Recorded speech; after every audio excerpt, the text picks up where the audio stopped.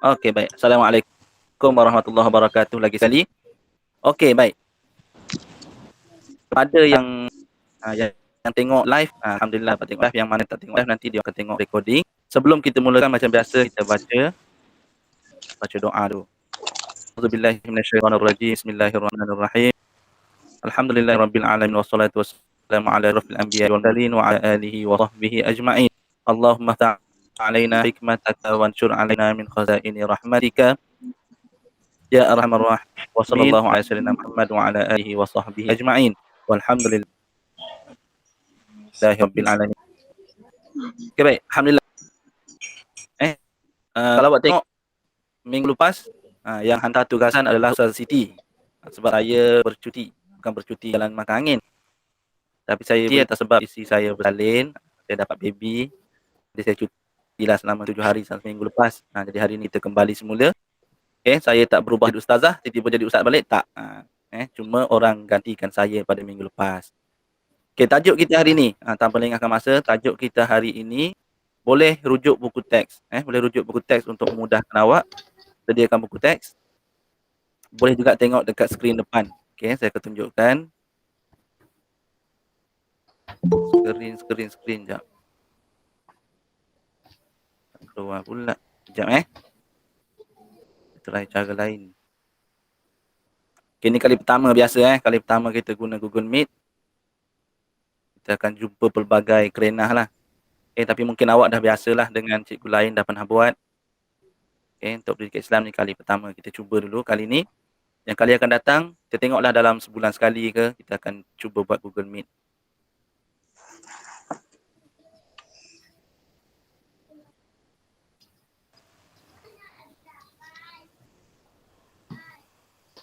Okay, kejap apa tak keluar ni. Okay. Nampak kat skrin? Tak nampak? Tak nampak. Dah ada? Nampak. Dah ada ke?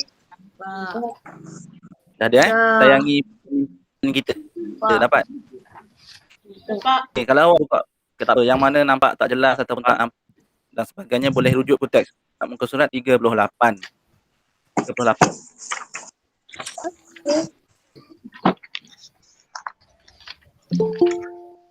Okay, 38 boleh tengok.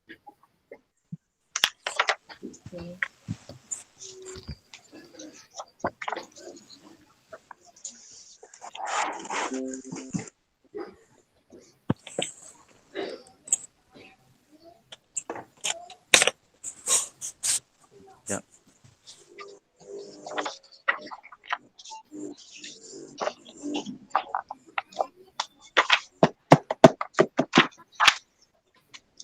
Sayangi pemimpin kita. Okey, baik. Dah sedia dengan buku teks dan skrin depan boleh juga? Kita tengok yang pertama ni. Perhati dan fikirkan. Perhati dan fikirkan. Cuma kem kepimpinan pemimpin muda. Ini biasa dekat sekolah rendah belum ada lah. Sekolah rendah belum ada. Biasanya tak ada macam kita buat macam ucapan sebelum buat pemilihan. Tapi kalau awak pergi ke sekolah menengah nanti ataupun universiti nanti mesti akan ada sesi pemilihan pemimpin pelajar. Macam kita kat sekolah rendah, pengawas semua kita mungkin cikgu yang pilih kan. Tapi bila awak naik ke sekolah menengah, mungkin tingkatan 4, 5, dia ada persatuan perwakilan pelajar dan sebagainya. Dekat situ akan ada pemilihan. Dia macam pilih pemimpin dekat negara kita lah, pilihan raya dan sebagainya. Okay, sebagai contoh, kalau awak masuk universiti nanti yang tu mesti akan ada. Siapa yang nak jadi calon, dia akan daftar sebagai calon. Ada beberapa orang jawatan yang perlu diisi kan. Nak jadi yang dipertua, perwakilan pelajar ke. Awak nanti masuk bertanding. Waktu kita nak bertanding, kita akan bagi tahulah kat sini. Macam dalam gambar ni, berdiri dekat depan kawan-kawan kita bagi tahu apa tujuan kita, apa sebab kita, apa yang kita nak buat sekiranya dipilih sebagai pemimpin. Itu di peringkat sekolah universiti lah. Kalau di peringkat lebih tinggi, kita boleh tengok, awak pernah tengok kan pilihan raya umum kan? Pernah tengok? Waktu tu ada parti ni lawan parti ni kan. Ada Barisan Nasional, ada Pakatan Harapan, ada Perikatan Nasional dan sebagainya. Itu peringkat yang lagi tinggi, peringkat negara. Pilih pemimpin negara. Nanti siapa yang menang pilihan raya tu akan mewakili kerajaan, akan jadi Perdana Menteri, akan jadi Perdana Menteri dan sebagainya. Okey, itu kepimpinan, pemimpin. Okay, kalau kita dalam Islam, waktu zaman Nabi Muhammad SAW, siapa pemimpin yang paling tinggi? Siapa ketua negara pada waktu itu? Pemimpin. Ada siapa nak jawab? Jawab saya. Zaman Rasulullah, waktu Rasulullah dulu, siapa pemimpin negara Madinah? Kita pernah belajar ni.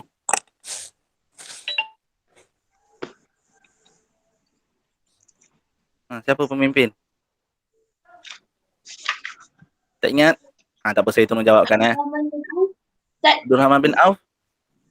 Bukan. Abdul Rahman bin Auf, dia salah seorang sahabat Nabi lah. Pemimpinnya adalah Nabi Muhammad lah. Nabi Muhammad lah ketua kepada kerajaan Madinah pada waktu itu. Okey. Jadi Nabi Muhammad merupakan pemimpin. Kenapa ni angkat tangan semua ni? Tak nak jawab, buka mic je jawab je. Okey. Tak ada, saya tak marah. Siapa nak jawab, nak bagi tahu apa pendapat ke apa, terus boleh bagi tahu. Buka mic bagi tahu saja. Baik. Okey.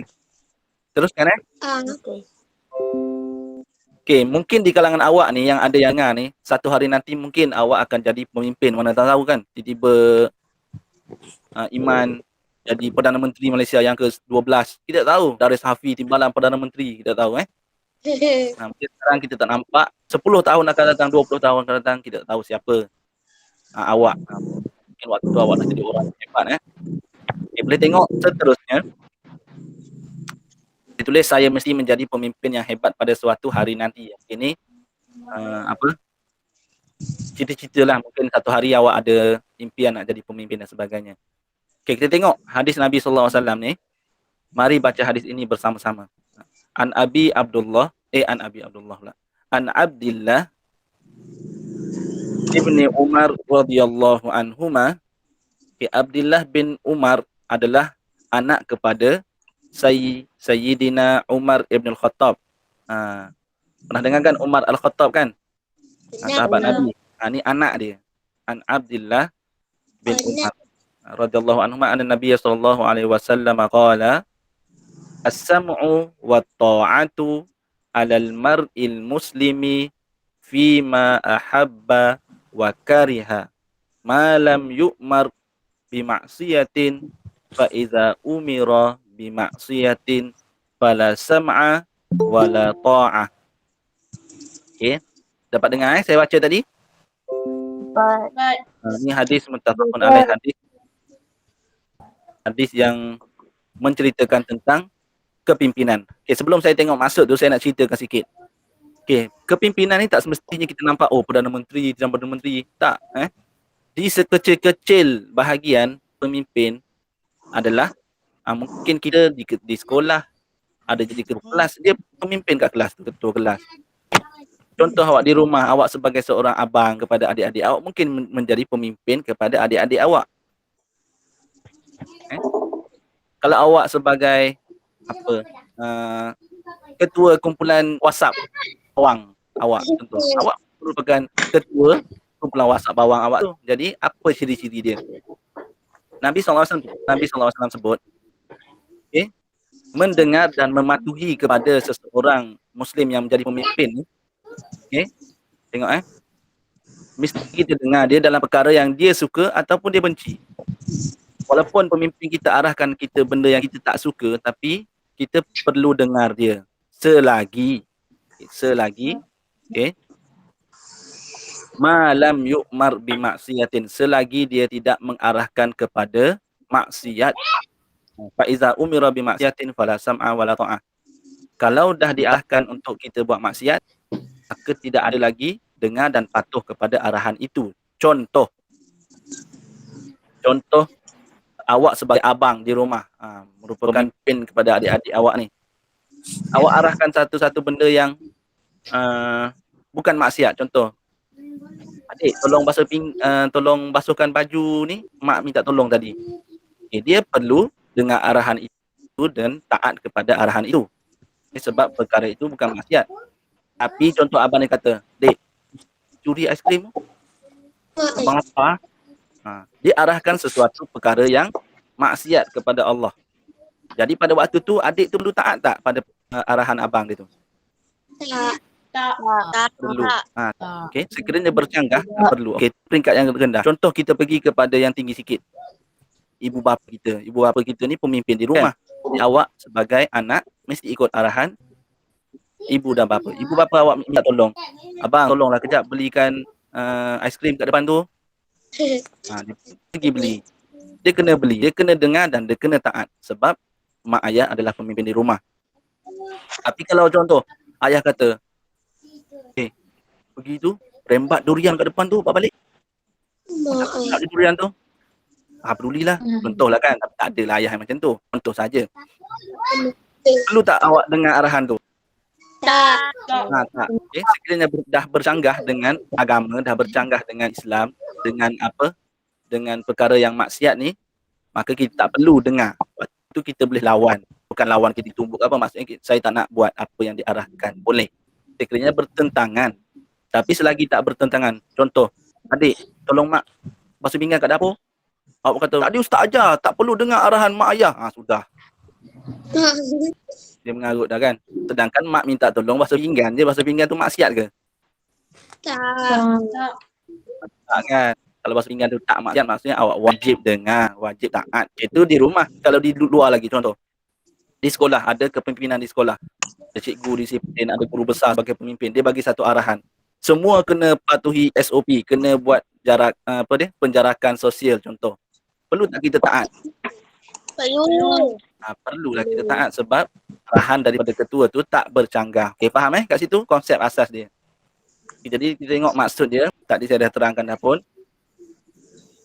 Daripada Abdullah bin Umar bahawa Rasulullah SAW telah bersabda, wajib atas seorang Muslim untuk mendengar dan mentaati kepada pemimpin dalam perkara yang dia suka dan benci, selagi dia tidak diperintahkan melakukan maksiat.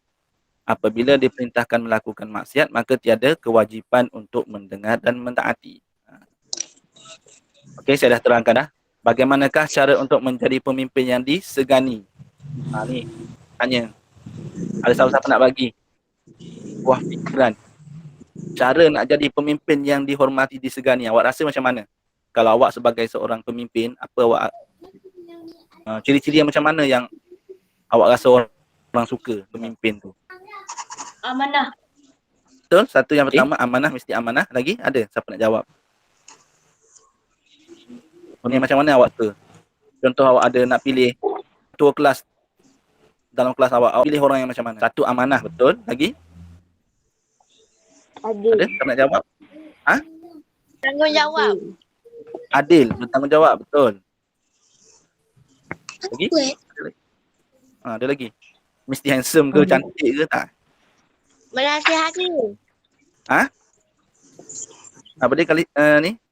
Menasihati. Menasihati. Okey, boleh menasihati kalau menasihati orang. Okey, itu antara ciri-ciri dia lah. Okey, jadi banyak lagi sebenarnya. Nanti kita akan tengok ciri yang bagus ni. Saya nak minta seorang untuk bacakan petikan ini. Apa yang boleh bantu baca dan hayati ini. Yes. Dari silakan baca. Saya.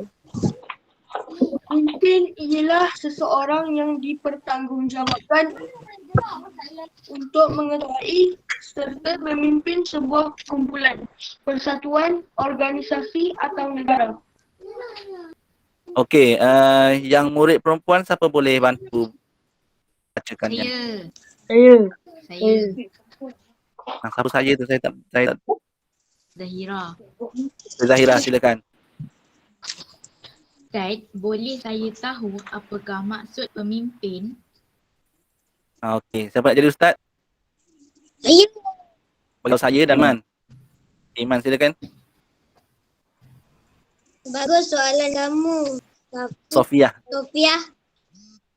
Bukankah kamu baru balik dari Kiam Apa tu?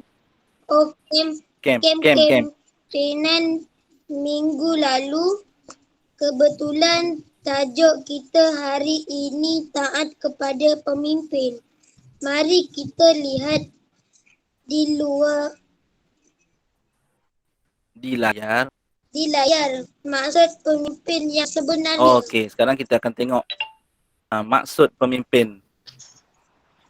Okay, ni ada hadis Nabi ni. Janganlah kamu mentaati perkara yang maksiat. Ketaatan hanyalah dalam perkara yang ma'ruf. Okay, ni hadis yang menyokong kepada hadis yang tadi lah.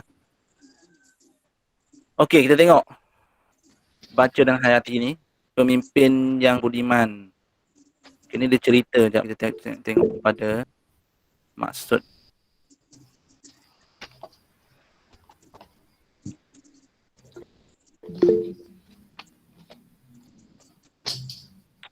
Pemimpin yang budiman. Kita bacalah dulu. Pemimpin yang budiman ni. Siapa nak baca ni? Tuang. Saya. Saya. Saya siapa bagi tahu nama? Dekat saya ni ada yang keluar gambar yang tak ada. Ha? Sebab nama keluar ni nama mak ayah awak ni. Nama dekat apa? Dekat Google ni. Sekejap saya cari. Muslimin. Okey, silakan Muslimin. Kawan-kawanku, mari amalkan taat kepada pemimpin berbudiman. Tiga. Bicara lembut bersopan. Bekerja sama beri sokongan. Hargai jasa doa sejahtera. Menasihati jika ada keikhlafan. Tuhan kan sayang, dapat keredaan. Hidup harmoni, negara aman. Pemimpin amanah serta berilmu. Dari rahmat ilak perpecahan. Adil saksama pemerintahan. Masyarakat maju, capai kawasan. Ini sebenarnya lagu ni kan. Mari kita menyanyikan lagu ini bersama-sama. Di lagu ni Lagu ini dalam bentuk lagu apa ni?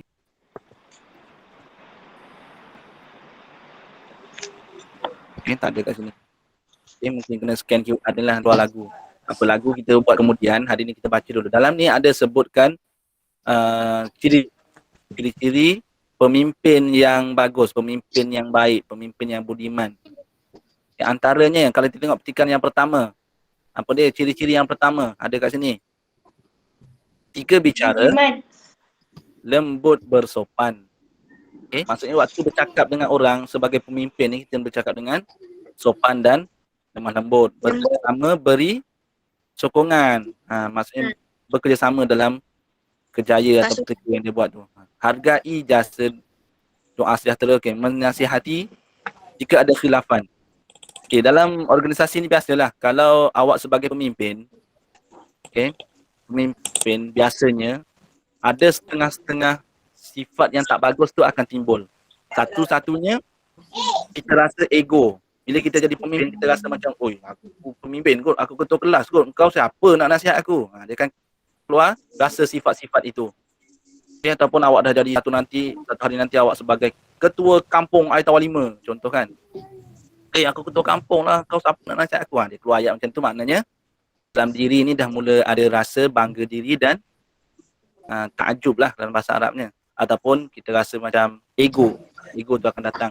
Lagi-lagi bila kita dah jadi satu pemimpin yang lagi besar, tebal rasa tu, benda tu lah kita kena hilangkan dan kita kena rendahkan diri supaya dapat dengar nasihat daripada orang, terima nasihat dan juga boleh nasihatkan orang.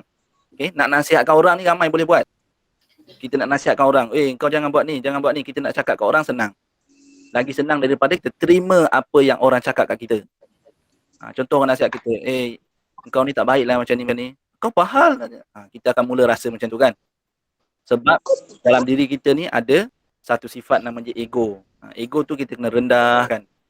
Kita dapat dengar nasihat, barulah pemimpin tu disanjungi.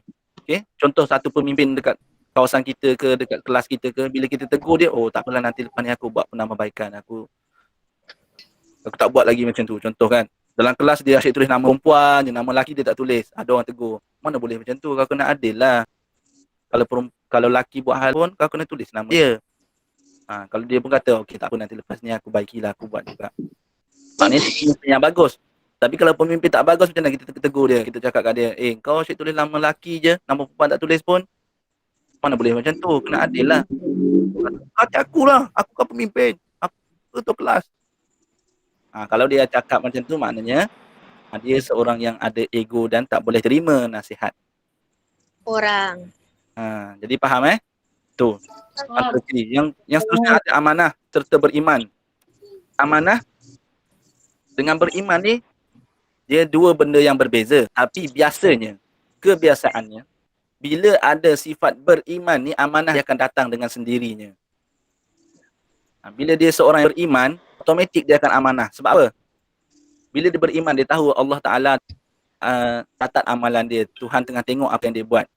Tuhan tahu dia akan dinilai nanti atas apa yang diamanahkan kepada dia. Dia jadi automatik nak jadi orang yang beramanah. Bila dia beriman. Sebagaimana Rasulullah SAW orang yang sangat beramanah. Jadi bila dah ada satu iman ni, bila ada sifat keimanan, yang lain pun akan jadi elok dengan sendiri. Contoh, jauhi rasuah. Orang yang beriman, dia akan makan rasuah tak? Tidak. Dia tahu Tuhan tengah tengok dia, Tuhan tahu apa yang dia buat. Rasa-rasa dia akan makan rasuah tak? Tak. Tak kan? Okay, jadi pentingnya kita cari pemimpin yang beriman. Supaya bila ada iman dalam diri dia, benda-benda yang tak baik ni dia akan dapat jauhi dengan lebih mudah. Berbanding kita cari orang yang tak beriman. Bukan kita cakap orang yang tak beriman ni tak ada amanah. Tak. Kemungkinan untuk dia tak beramanah tu lebih tinggi berbanding dengan orang yang beriman. Beriman ni pun bukan senang kita nak tengok. Kadang kita nampak je beriman tapi sebenarnya tak. Kan? Sebab beriman ni agak subjektif lah untuk kita lihat. Tapi kita boleh tengok lah, selidik kita tengok. Kita tengok. Terusnya elak perpecahan. Pemimpin kita hari ni, kalau awak tengok berita dan sebagainya kan, keluar kat berita.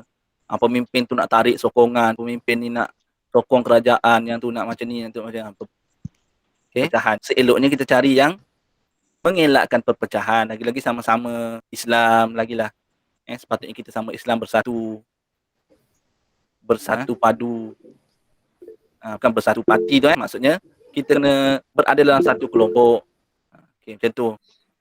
Adil sama pemerintahan. Maksudnya kena adil dalam pemerintahan, masyarakat maju capai wawasan.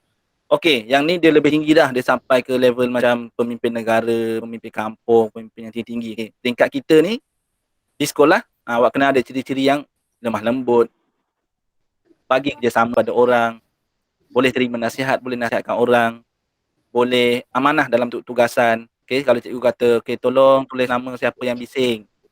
Selalu kan, ketua kelas dapat arahan macam ni kan, atau pengawas kan. Dia kena tulis betul-betul yang bising. Jangan tulis sebabkan, yang ni member aku tak tulis member. Itu salah satu rasuah.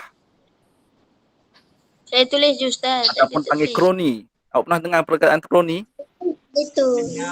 Kroni ni maknanya, kalau di peringkat kita lah, peringkat sekolah ni. Ni kawan aku tapi tak tulis nama dia. Yang tu aku benci dia. Dia cakap sepatah je. Terus tulis nama. Baru je. Tak sempat cakap lagi. Tulis nama terus. Dia bising. Tulis kat kertas kan. Tulis kat papan putih. Bising. Berjalan. Baru selangkah jalan. Berjalan tulis semua kesalahan dia. Sebab dia, kita tak suka kat dia. Tapi kawan kita yang baik dengan kita ni, jalan pusing satu sekolah. Daripada kelas 5 Bintara sampai ke prasekolah, patah balik tak tulis nama dia. Awak tak tulis. Sebab, tak apalah, pejam mata lah tu kawan. Itu awak dah ada sifat-sifat kronisma. Maknanya kita utamakan kroni kita. Tak boleh macam tu. Pemimpin tak boleh macam tu. Kalau awak naik ke peringkat lebih tinggi kan, contoh awak jadi Perdana Menteri, nanti awak kata, ni kawan aku, tak apalah, aku bagi projek kat dia 50 juta. Sebab kawan. Yang ni bukan kawan, tak bagi. Itulah jadinya kroni. Kita tak boleh. Kalau jadi pemimpin, daripada peringkat awal sekarang ni pun, kalau awak nak jadi pemimpin hebat, tak boleh ada sikap yang macam tu. Kena adil. Kena ikut arahan, kena amanah dengan apa yang diamanahkan. Jelas kat situ? Boleh faham? Boleh. Saya takut saya seorang-seorang ni. Boleh. Boleh Boleh. Boleh. Okey. Okey, kita dah Boleh. 10 suku. Maksudnya dah setengah jam kita live. Okey, cukup pada ni saja untuk hari ni. Okey, cukup sampai sini dulu. Panjang, nanti panjang. Kota habis kan, kota habis. Ada kawan kita tak dapat tengok, tak dapat buat. Tugasan. Okey, dengar baik-baik. Tugasan. Tadi. Baru nak cakap ada tugasan ketat. Tugasan mesti ada, kena ada sikit. Tugasan awak senaraikan petikan dan juga apa yang saya terangkan dan juga yang kita bincang tadi. Senaraikan ciri-ciri pemimpin yang baik. Itu je Jadi, soalan dia. pemimpin yang baik. Saya type.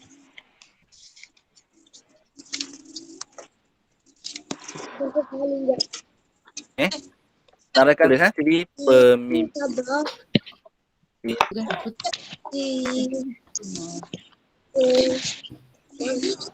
Saya tajuk je. Yang baik. Apa dia? Okey, dapat. Dapat. Saya bagi, takut ada yang tak last.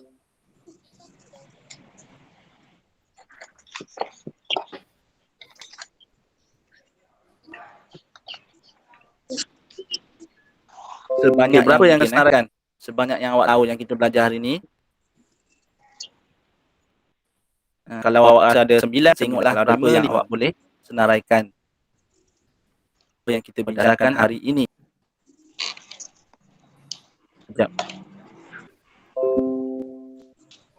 Bawa kat dalam buku mana, Ustaz? Okey, yang ni bahagian ulum. Okey. Oh.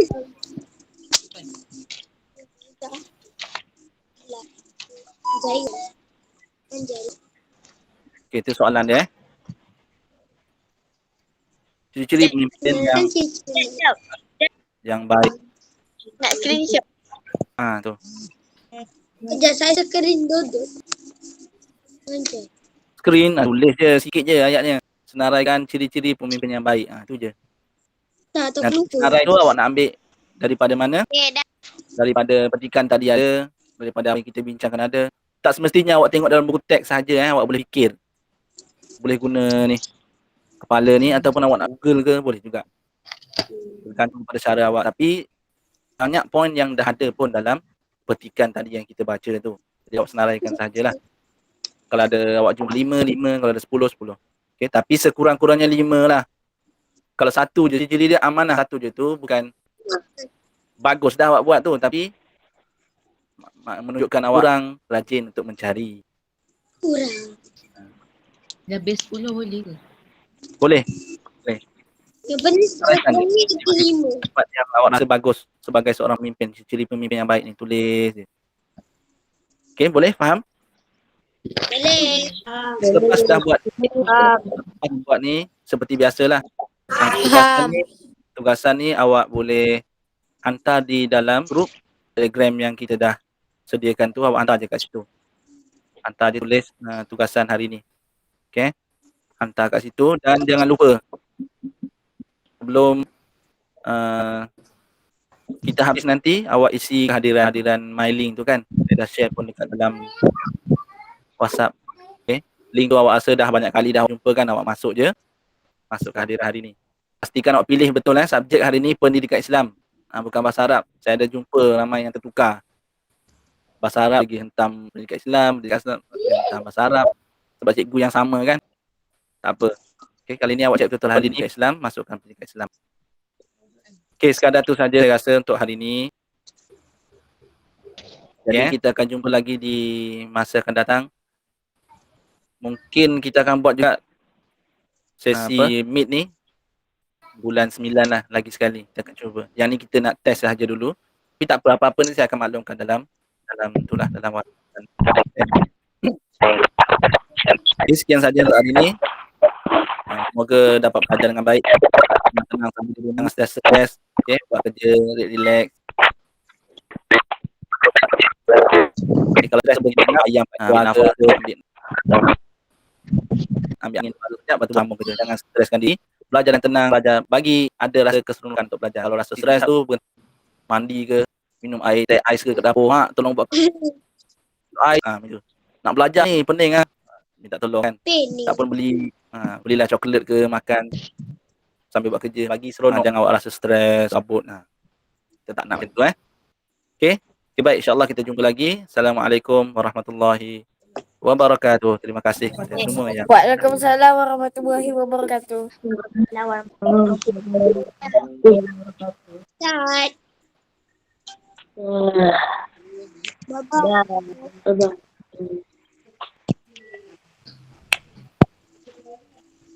Yay. Yay. Okay dah, bye-bye. Ya, Met. Esok cuti. Esok cuti.